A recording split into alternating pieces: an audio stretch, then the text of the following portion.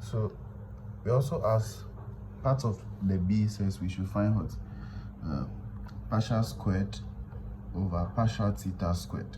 We know partial squared over partial theta squared is equal to what? Partial over partial theta into bracket partial over partial theta. That's this operating on that should give you this, okay? And we know this and we know that already. So we know that partial theta, partial over partial theta is equal to this, okay? So repeat the same thing here, multiply by, repeat the same thing here, okay? So these two things are kind of operating on each other. So this one will operate on this one. So I take this one and I'll operate on all these single elements, and I'll take this, operate it on all these single elements, and I'll take this and operate it on that, okay?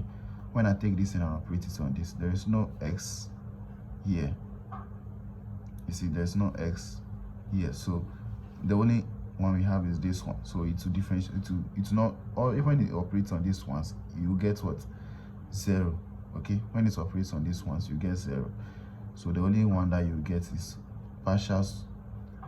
It will operate on only this one. So you have what?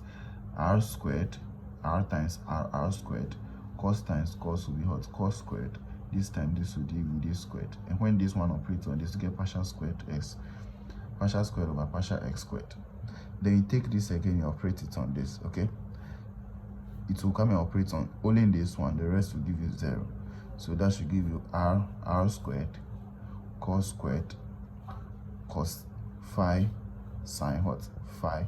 Then when this operates on that, you should get partial squared over partial what? X, partial y. Then you repeat the same thing. You take this and operate it on this one too. You get r squared. So there's negative over here. So you have negative r squared, cos what? Theta, cos phi. Then you have what? Sine what? Theta, partial squared over partial x, partial c. So so we are done with the first operator. This operator, we are done with it. You go and take this one too. You operate it on this one, operate it on this one, and operate it on what? This other one. Then you take this one too, operate it on this, operate it on that, and operate it on what? This one again. And you should get a total of about 9 terms over here, okay? 9 terms. And then you see that there are what? Some of the terms, like they repeat itself, like this and this, they repeat itself. So you can add them to get what? 2 cos this. Then there's these negative ones too. Some of them repeat itself. So you should get the final answer for this should have a total of what? 6 terms, okay? 1, 2, 3, 4, 5, and 6.